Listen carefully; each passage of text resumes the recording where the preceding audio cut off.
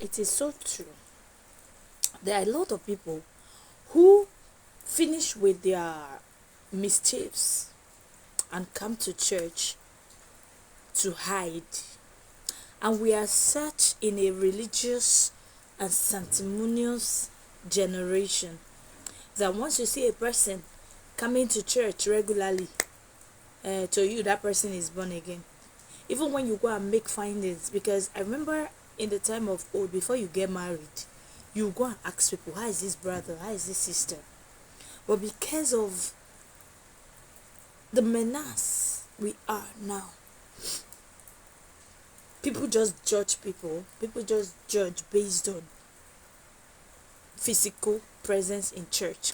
And it is the good girls in church, that the naive, in quote, I was there.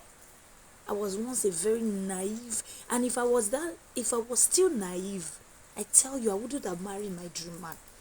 I married my dream man because I loosened up a bit. Do you understand? Now, I did not sleep with him before I got married to him.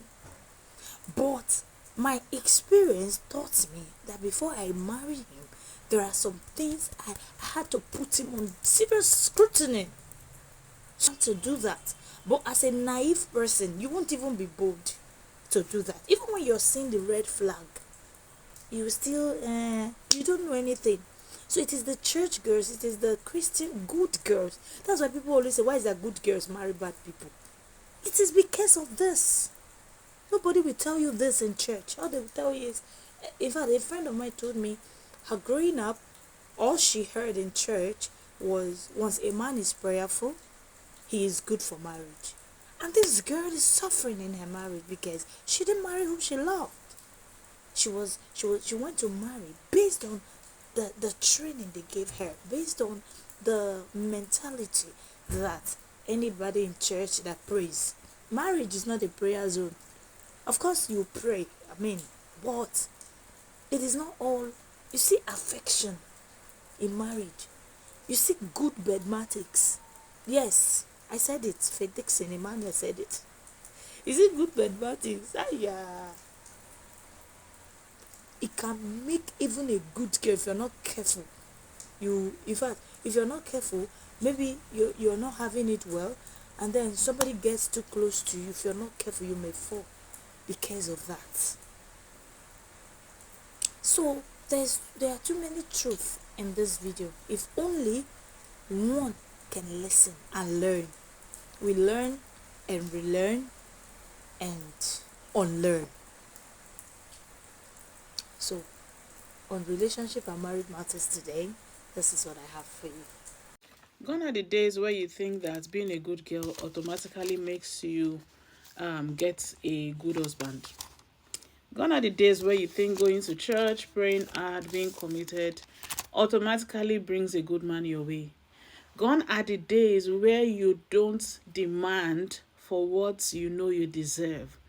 Gone are the day where you are coming correct and you are not expecting the other person to come correct. Now, if you're a good girl, in quotes, or a church girl, this video is for you. Gone are the days where you be acting all ignorant, all babyish, or whatever, and be allowing guys to be doing you anyhow. You see, marriage is not the reward of being a good girl. Marriage is not the reward of being a submissive wife. A good marriage is not.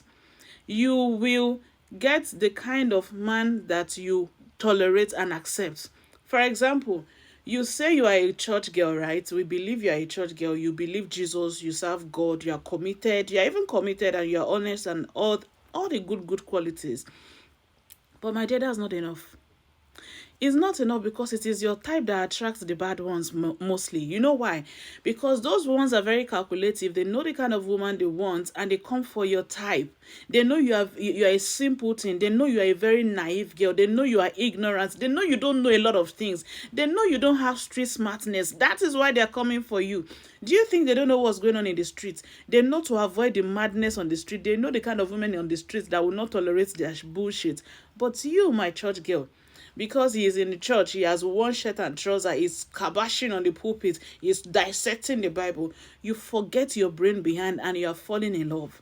You're falling in love without knowing who they are, knowing their values, knowing what they stand for, seeing if it aligns with where you're going. Some of you don't even know who you are. You don't even know your purpose. You don't even know what you want to be. You don't know where you want to be in the next 5 years. You are still trying to figure life out. And here you are, you're thinking of romance. You're thinking of love.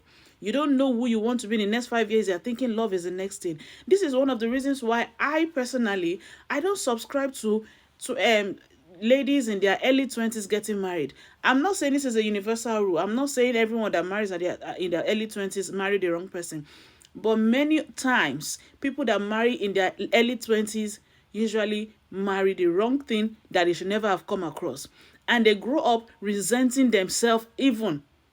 Not just because by the time they are getting into their late 20s, early 30s, they are realizing so many things that they shouldn't have done. They shouldn't have accepted.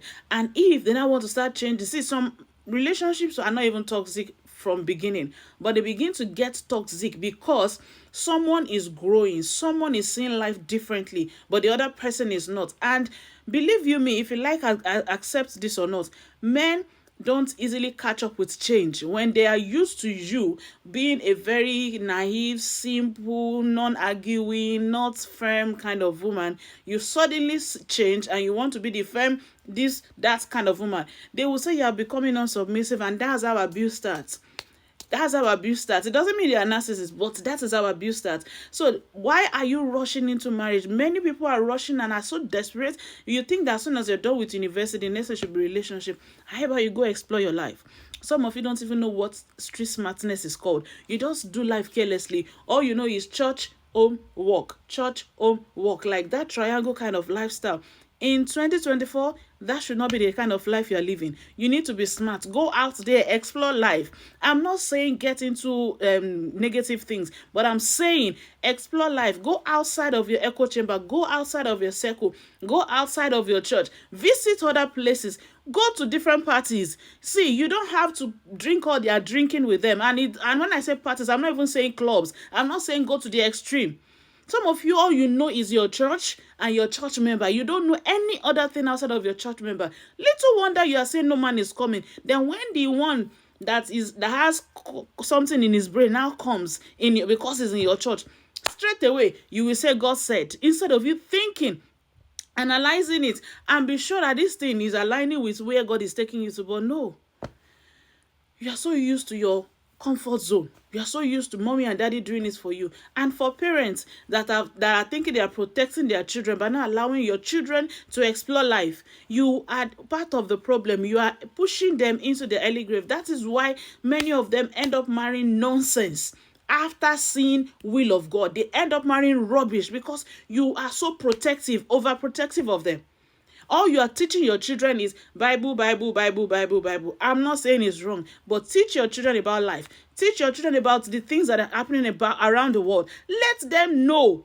Knowing does not mean they are doing. But many of you would hinder your children from knowing, and then when they now show you the thing that you think they don't know, you'll now be shocked. Please, why are you surprised? Dear church girls, as much as I would say stick to God, yes, God is life. That's the only life you have. But don't let your life revolve around church. There's more outside the walls of your church that you don't know anything about. Even the Bible says we should be salt of the earth. But many of you are salt in your church. Your salt is not spreading. How do you want to live life? I pray God helps you, and I pray you listen.